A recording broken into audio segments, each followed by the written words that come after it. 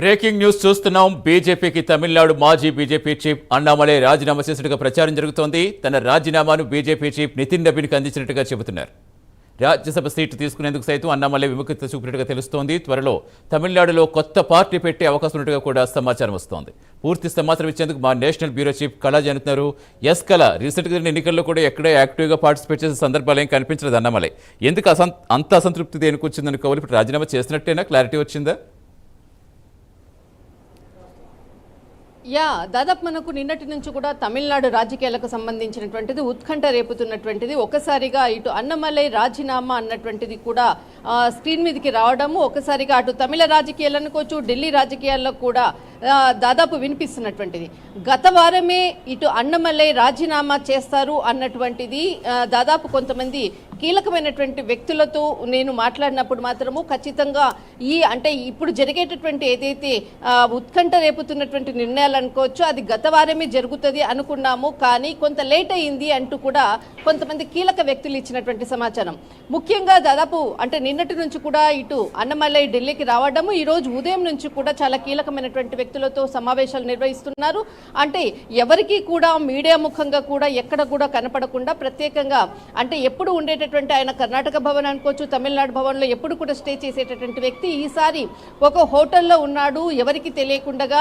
ఇటు జాతీయ అధ్యక్షుడికి సంబంధించినటువంటి నితిన్ నబీన్తో ఈరోజు ఉదయం కూడా సమావేశం కావడము, ఈ సమావేశంలో ఆయనకు అంటే పార్టీకి సంబంధించినటువంటి సభ్యత్వానికి రాజీనామా లేఖను కూడా అందించినట్లు కూడా వార్తలు వస్తుంది. కానీ ఈ విషయాన్ని ఎక్కడా కూడా అధికారికంగా ఇంకా ధృవీకరించలేదు. కానీ ఈ పార్టీకి రాజీనామా చేసినట్లు కూడా అంతర్గతంగా అందుతున్నటువంటి సోర్సెస్ నుంచి సమాచారము.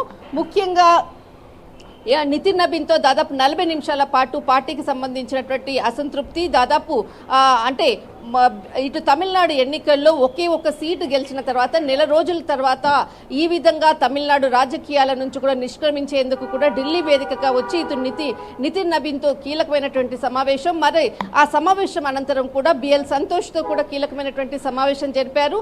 పార్టీకి సంబంధించినటువంటి తను ఇప్పటి వరకు కూడా తను జాబ్ రిజైన్ చేసి వచ్చి పార్టీ కొరకు పనిచేసినటువంటి దాన్ని కూడా మరొకసారి దీనిపై చర్చించారు. రాజ్యసభ సీటుకి సంబంధించింది కూడా గతంలో కూడా చాలాసార్లు కూడా కీలకమైనటువంటి సమావేశాలు నిర్వహించారు. కానీ ఇప్పుడు రాజ్యసభకు సంబంధించినది కూడా ఇస్తాము అన్నటువంటిది కూడా అంటే ఇక్కడ బీజేపీకి సంబంధించినటువంటి పెద్దల నుంచి వచ్చినటువంటి ఆఫరు, కానీ దాన్ని రిజెక్ట్ చేశాను, నాకు వద్దు అన్నటువంటిది కూడా నేను చెప్పాను అన్నటువంటిది ఈరోజు ఏదైతే బయటికి వచ్చేటప్పుడు చెప్పినటువంటి ఒక వ్యాఖ్యలు, రాజ్యసభ కూడా సీటు కూడా అవసరం లేదు అన్నటువంటి వ్యాఖ్యలు మాత్రమే చెప్పడం జరిగింది.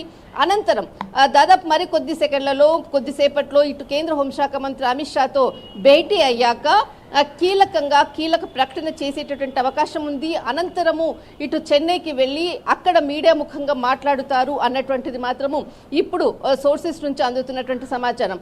కానీ ఎంతో ఉత్కంఠ రేపుతున్నటువంటి తమిళ రాజకీయాలకు సంబంధించినటువంటిది ఆ కీలక బీజేపీ తీసుకునేటటువంటి అడుగులు అనుకోవచ్చు. ఇటు అన్నమలైకి సంబంధించినటువంటిది కూడా బీజేపీ పెద్దల నుంచి అటు ఆర్ఎస్ఎస్కి సంబంధించినటువంటి, అంతేకాకుండా అన్నమలైకి చాలా దగ్గరగా ఉండేటటువంటి మిత్రులు తేజస్వి సూర్య చాలా క్లోజు, అతనితో కూడా ఒప్పించేటటువంటి ప్రయత్నం కూడా చేశారు.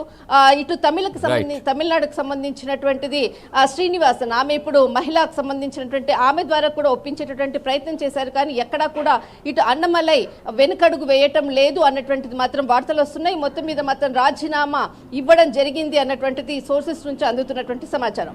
రైట్, థ్యాంక్ యూ కళ.